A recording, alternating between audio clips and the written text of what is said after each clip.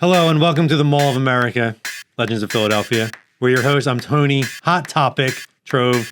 This is my schoolyard chum, Johnny, Jazzercise Zito.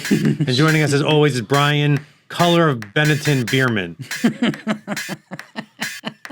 You might be wondering, can I beat these three in Street Fighter 2? Well, in addition to being Philadelphia natives, Zito and I have a lifestyle brand, South Fellini, that focuses on Philly culture and in-jokes. Lots of times customers will ask us, can you help me sneak into the movies?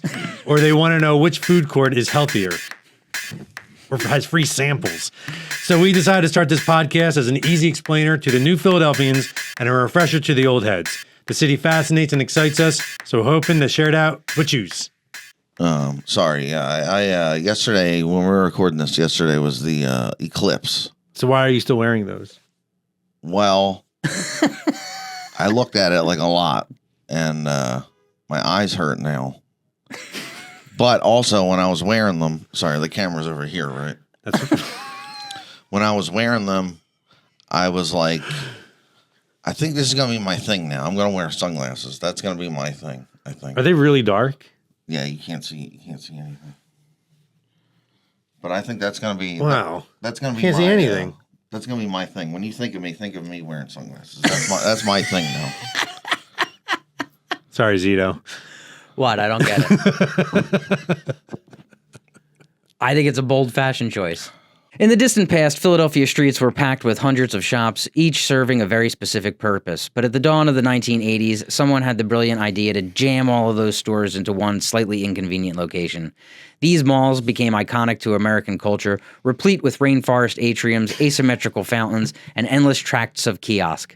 Unfortunately, this retail utopia could not last forever, so today we'd like to visit several of these dead malls of Philadelphia. Oh, man. That was sad. That is sad. Well, I'm really into the dead mall aesthetic, the lo-fi dead mall aesthetic, so... It's part of hauntology. And that's part of my interest in this as well, you know? You like things that are depressing. You like depressing things. I get it. I sometimes like that, too. Sometimes a sad song makes you happy. Sometimes it just feels good to be sad. At the mall. At the mall. You can't be too sad, though. You get in trouble. Yeah, they kick you out. They're like, you're smile or causing leave. Buy some ice cream or get to stepping. Were you guys mall rats? Did you guys hang out at the mall as a kid? Yeah, I went to Franklin Mills Mall a bunch. We usually used to go to Deptford Mall. That was like the South Philly. Like, if you're going to the suburbs to go to a mall, you go to Deptford Mall. It's right over the Walt Whitman Bridge. Are they still around? I think so. I haven't been there in like we gotta go. years. The Deptford Mall is still open. That mall still exists. The malls we'll be talking about today do not exist anymore. We'll go and we'll stay overnight. We got to do that. We'll stay overnight. We should do that. Lock us in. At every place we talk about, we'll stay over. Like Scooby-Doo. Did you guys have a favorite store at the mall? I love the video game stores because you could they had them set up. You could try them Sample out, especially everything. when Xbox just came out, and I was like, oh man, I remember playing that. I remember pre-ordering. Also PacSun back in the day. Yeah, because I was big into skateboard stuff. You're naming things that I just. What are you talking about? I'm 35. Tro's stores are the Banana Republic. Filene's Basement.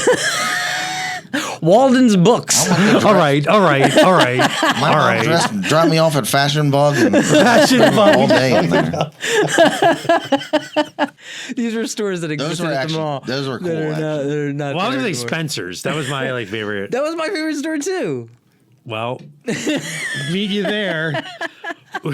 Where else can you buy silly T-shirts and electric globes? Electric globes, or birthday cards with women, with really fat women, or really muscular men. Yeah, in bikini, all of them in bikinis, or some beads from my door. Yeah. Knock knock. Like that. The beads are closed, man. Don't come in. Come in. I got some new incense. Dragon's blood.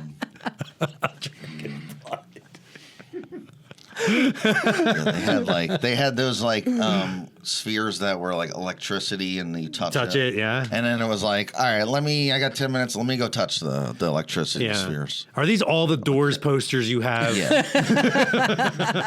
No, it's not.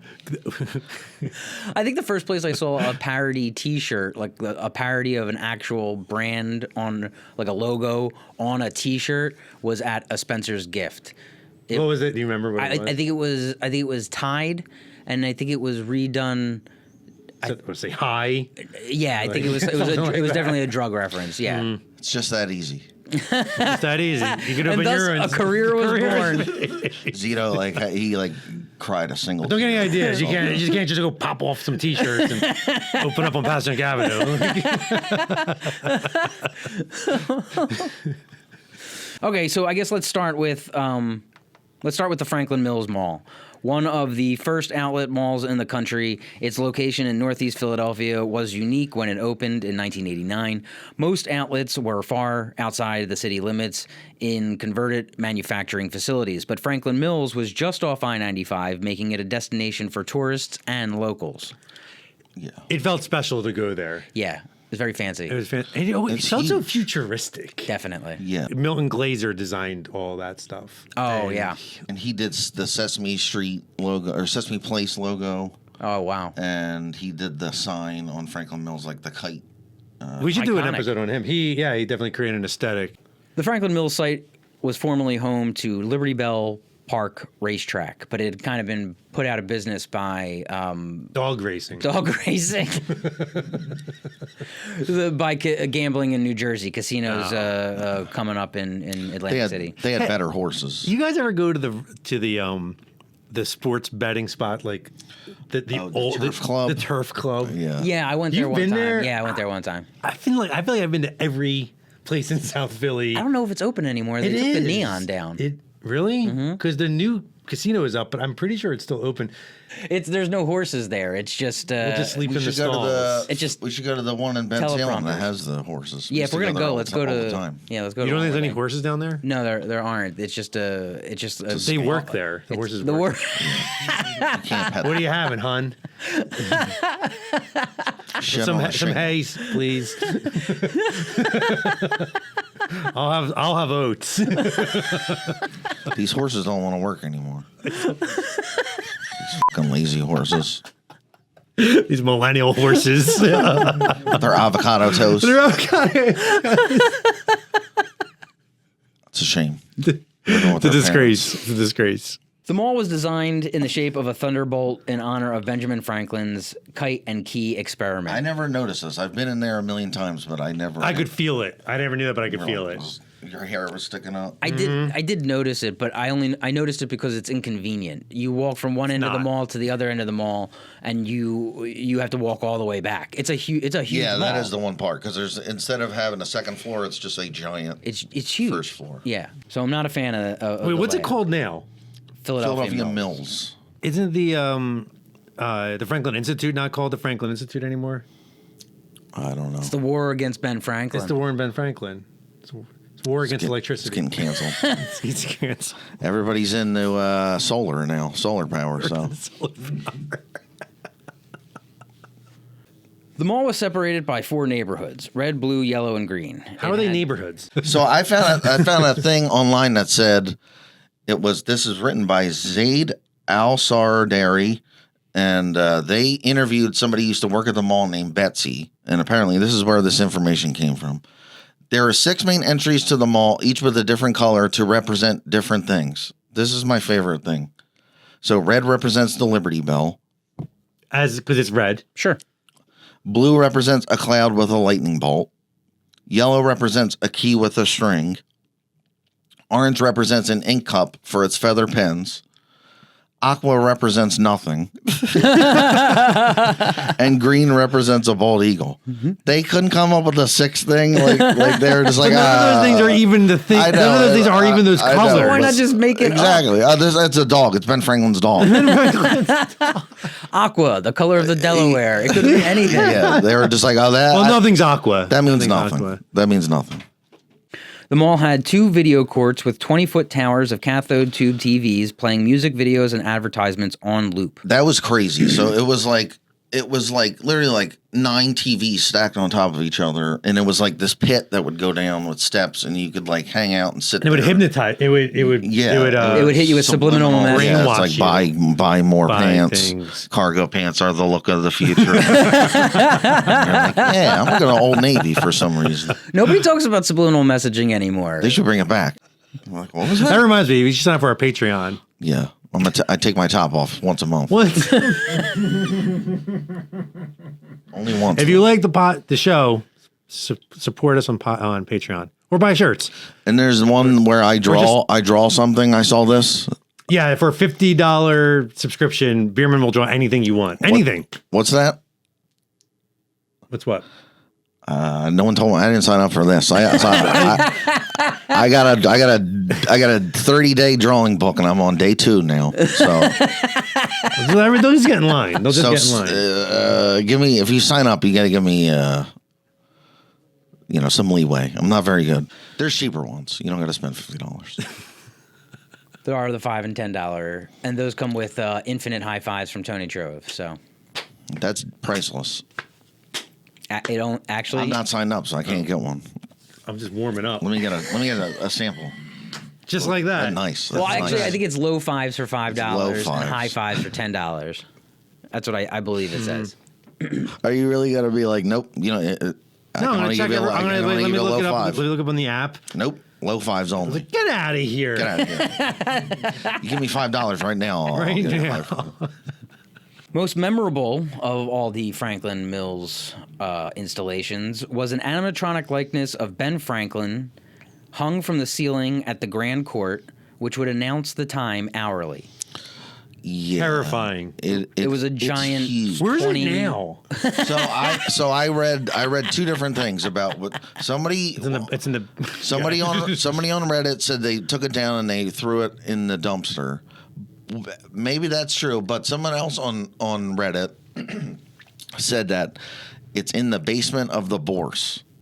It was gigantic. Like, it was the size of this room. Like, it was bigger than this room. It was huge. It was. It looked like it was probably 20 feet tall. And then a couple times a day, its mouth would open, and it would be like a cuckoo clock, like carousel thing would come down and like spin. I mean, quite a fabrication of like building that thing. And like it moved like it's like a giant robot puppet. It's like Truckosaurus or whatever. The thing that and it would eats, spit. It would spit on you.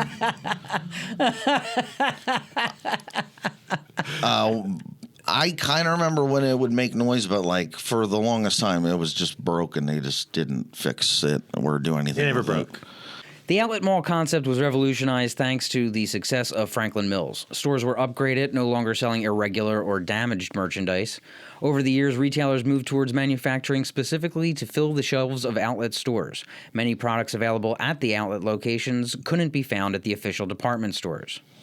You used to get like they had like a Nike outlet store, and like you could find some deals in there. Some of the stores there on opening day were I. Goldberg. There was a franchise? Yeah, and it was called the original I. Goldberg, but it wasn't the original I. Goldberg. And just to point out, I. Goldberg was an Army-Navy store that was in the city that no longer exists. That you could buy. We did all of our shopping there. Other stores at the Franklin Mills on opening day, Bugle Boy. Bugle Boy. This was the height of jeans. We talked about this one, the Fudgery. That's where the guys who made the fudge. It would smell so good. I don't think I ever got fudge, but it would like the whole place would smell like fudge. It was great. YMCA Kids Corner. Oh, was that like a? It's for children to dress up like a cop, yeah, a leather daddy, a Native American, doctor, a beekeeper, a village person. Yeah, in the village of Philadelphia. Other stores include Mr. Bulky. I don't know what that is. The Galleria Arcade. This looked awesome. So there's another video where it's Captain Noah. If Captain Noah's there, you know it's going to be good. He's not there, but he's like narrating. They're filming the Galleria. This must have been when it first opened, which was like I don't remember this, but it was like a 2-story like arcade for kids, and like it's also just like Captain in the video. It's like for some like Channel 6 news show, and Captain Noah's like, a fun place. We're smoke free and drug free. And it's like all these teenagers like sucking face all the whole time. Like it's just like what a clean place to go. And it's just like these teenagers are just like making out. Make out point. Yeah. But yeah, and there was like, I think there was a roller skating rink inside. There was like a whole thing. Oh, wow. It kind of had a Dave and Buster's feel to it. And now there is a Dave and Buster's there still, I think. But yeah. Maybe not as popular was the Sam Goody and the Athlete's Foot. Athlete's Foot. Athlete's Foot. There's a sneaker store. Do you guys remember that one? Yeah. Franklin Mills later built an AMC theater and a rainforest cafe. So Rainforest Cafe. This was the other thing I was reading. When I was a kid, it was General Cinema, where now there's like a giant mega church that used to be the movie theater before the AMC. Now the church? Yeah, it's like Bethany church. It's like can hold like thousands of people. In 2014, Simon Property Group renamed the mall from Franklin Mills to Philadelphia Mills. With 200 stores, Philadelphia Mills is currently the second largest shopping mall in Pennsylvania. But all of the old iconography has been stripped away. The kites, keys, lightning bolts, and founding fathers are all gone. The air showers, the joints, the prostitutes from France. Yeah, they're All the Ben Franklin iconography. it's gone. All gone. But now it's just like, here's a brown store that sells coats. It's like, I don't care about that. What about the Skechers? You know what I'm saying? What about the Journeys with a Z? You know? I like Journeys. Yeah, I used to buy my Heelys there. Where am I going to get Heelys shoes with the heel in the back? Up next is the Granite Run Mall, built on the site of an 80-acre quarry in Delaware County. The triangular layout allowed for customers to walk the full length of the mall and exit where they entered. When it opened in 1974, Gimbel's, JCPenney's, and Sears were the original anchors. The Granite Run Mall was all brown and yellow. It looks like a 70s mall. It's got like just stores, wood no railings. fancy. There's no stores. Might be some water fountains. There are some water fountains. It's got all some you're fake getting. palm tree plants, that kind of thing. The Granite Run Mall had a total of 125 stores at its peak, including Aladdin's Castle, Tobacco Land. They would sell children's cigarettes there. Yeah. They definitely did. Tobacco Land. Fredericks of Hollywood.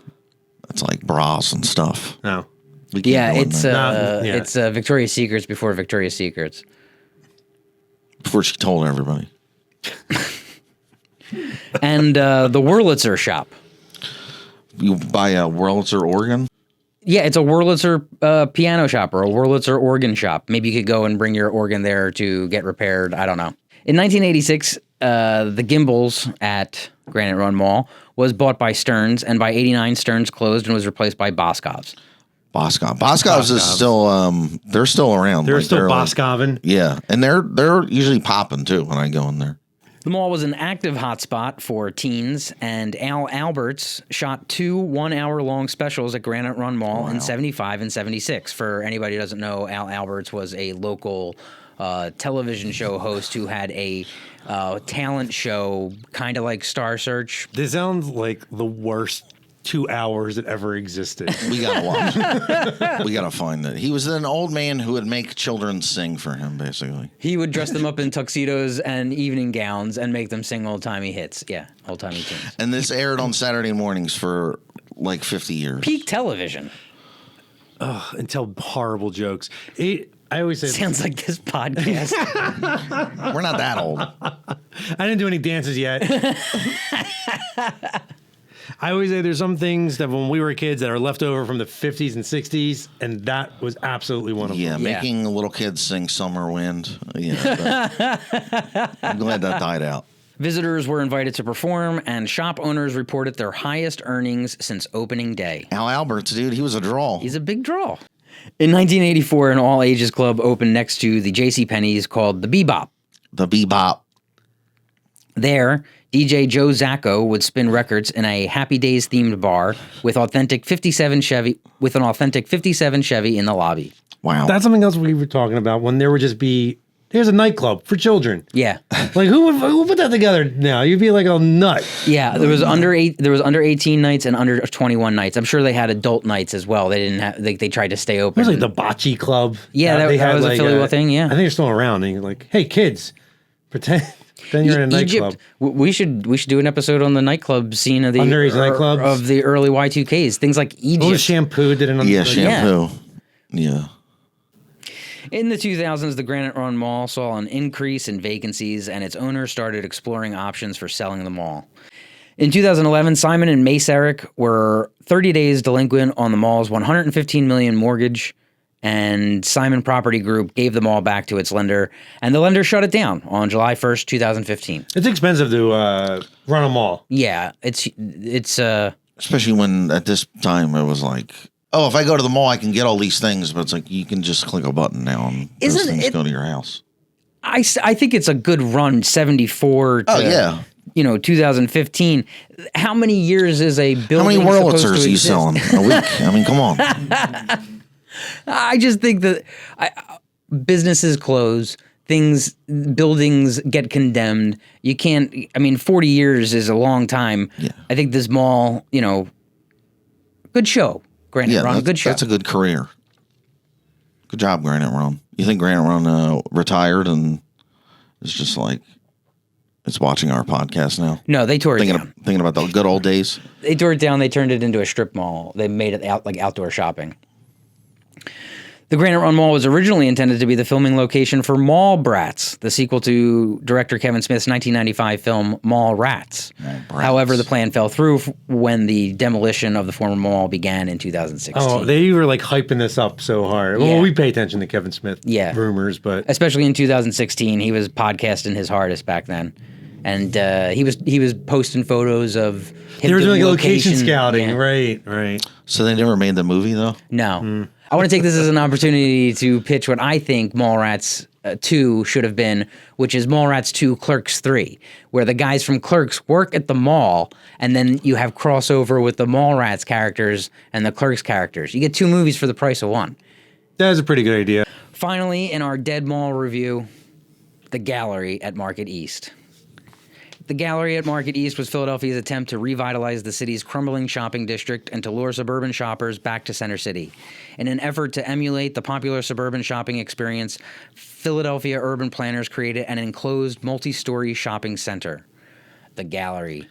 I have a lot of memories of the Gallery. The Gallery was actually, when I was a kid, it was the stop that my bus would make so that we could make the transfer to go to catch the shuttle to school. So I would take the SEPTA into Center City and catch the shuttle to St. I think there's a lot of there. kids like passing through. It's like the thing that's why so many people are like touched by it. You know? And it was a thoroughfare. It has the concourse level. And it was like it was like kids from all over came through. Like, it was like. Right. It unified the city. Yeah. With children. And free bathrooms. Everywhere is a bathroom in the Gallery. Why? I remember, now it is. I've said this before on the podcast, but as a kid, I always remember if another little kid had something like a kid shouldn't have, like a knife or a switch or like a Zippo lighter. Where'd you get that? The Gallery. One morning, while waiting for the shuttle to school, a classmate of mine bought a katana blade, a real sword, and it was before school, so he had to sneak it around with him all day in his pant leg. And this is also in a pre-Columbine era where you could just bring a katana blade to school and a teacher would be like, "Oh, Mike, you're crazy." Yeah.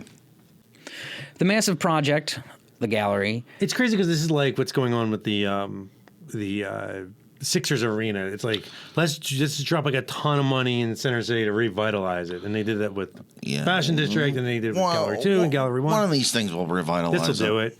Constructing the Gallery was a massive project that combined street and subway level retail with office towers, parking, ramps to the Vine Street Expressway, and public transportation connections, including a rail tunnel, intercity bus terminals, and an above-ground busway.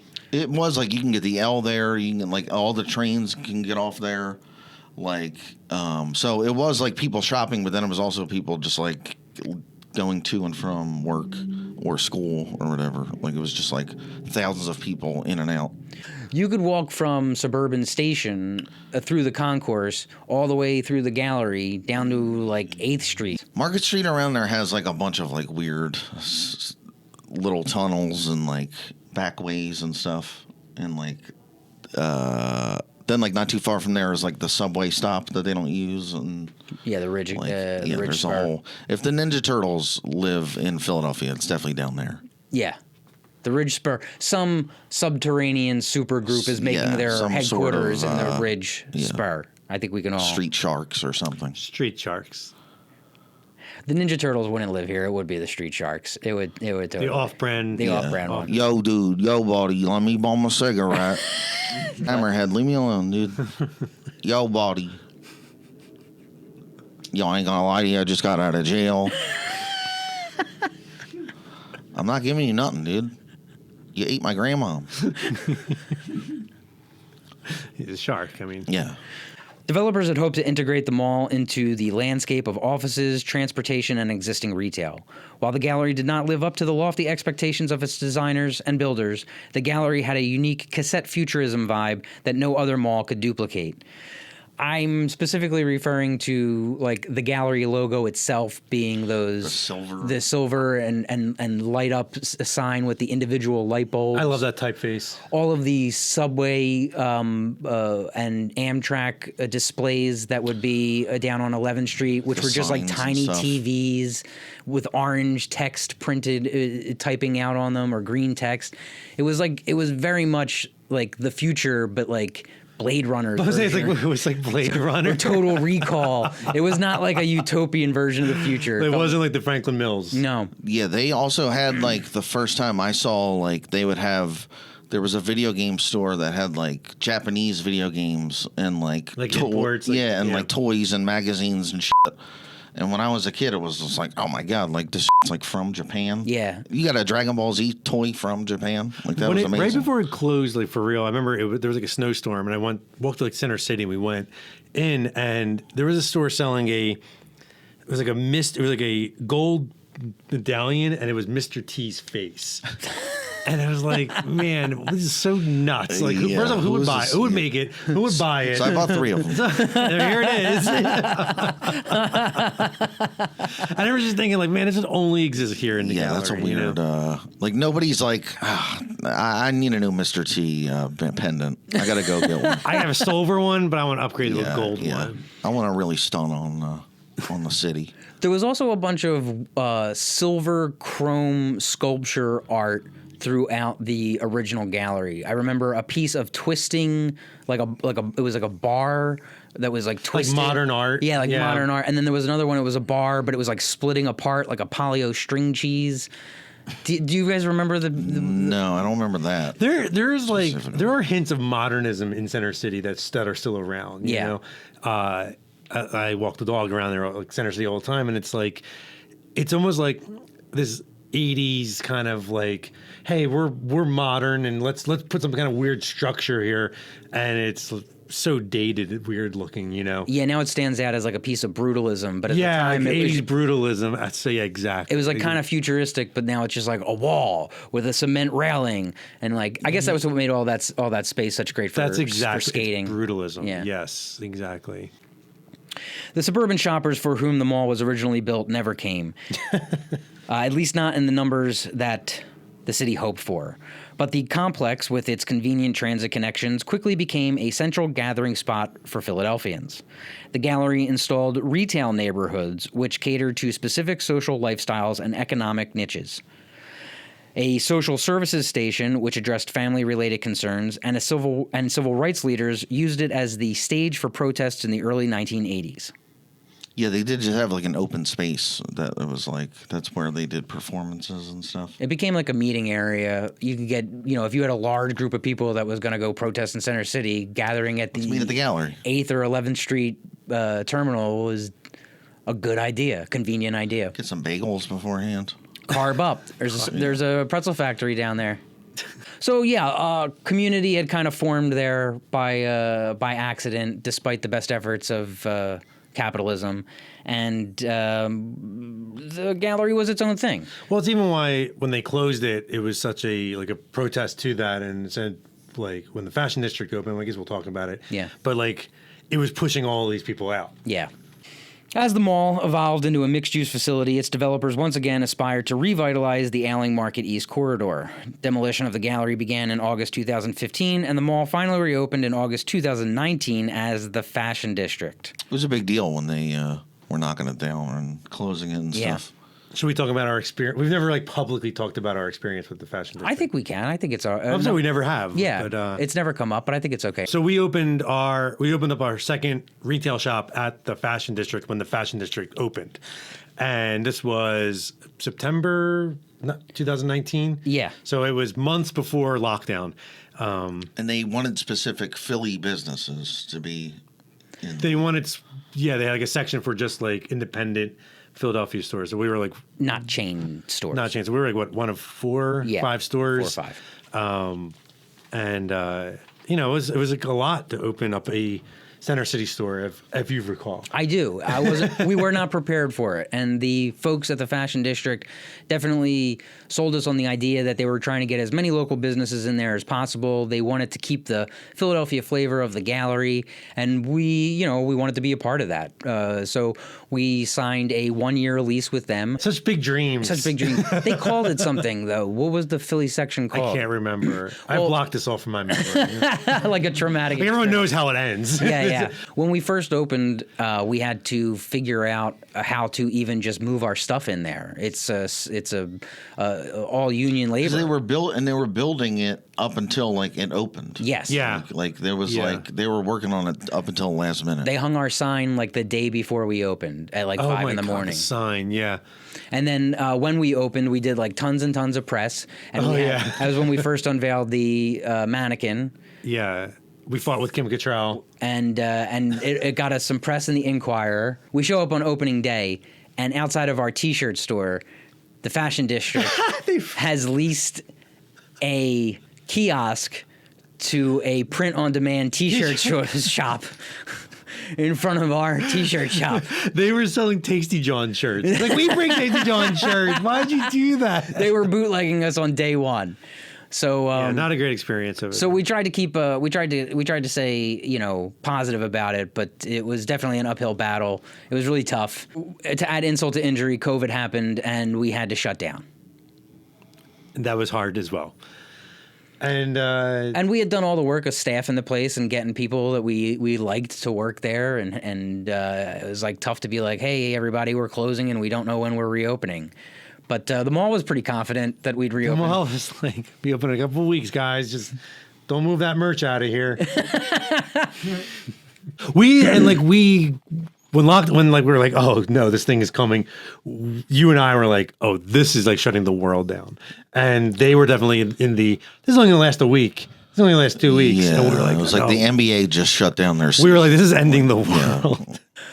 After we had been closed for about 2 weeks, we went over and we emptied the place out. First thing we took was the mannequin. Yeah. And then we took all of our merchandise out. Yeah. And so that we could start selling things online. We didn't even know what we had up there. We were on 2 different inventory systems between the Center City and the South Philly locations. So it's okay, now relaunch your business from your living room.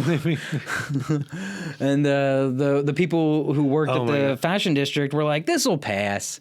I used to sell things, especially early lockdown. We would sell things online, and I would put them out. People come to my house, and I would put things in front of my house. When you coming? 11:40. All right. And I open the door, I put it out there, and close the door, and then they would come and take it. Right before lockdown eased up, our lease ended. So they were hey, good news, everybody! Lockdown is easing up. You can now do curbside pickups at your store in the Fashion District. Yeah, just park on Market Street and someone will run out in 20 minutes and come find you, then call you because it's just what car are you in? And we were on the concourse level, so it would have required an elevator or escalator ride. Yeah. Come find us in the basement of the gallery. Let's So go. they offered, they were like, hey, you guys want to renew your lease? And we were like, no, we have no idea if lockdown's going to happen again. And it was the tiniest of loosening of restrictions. So And then the COVID got worse. And then COVID got worse. It got worse before it got better. So, and that's the story of our experience at the gallery. Everyone was really nice, but And we gave all our display things away to the Bruno brothers. We didn't know what to do with all of our stuff because we didn't know where to put it. That's right. We threw away so much stuff, so much stuff. Yeah. I wish we still had it, but we didn't know where to put it. Yeah. Oh, the counters, the racks. Custom made all those counters. Yeah. All that stuff's gone.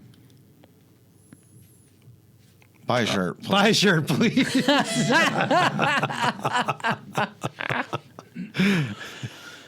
So, yeah.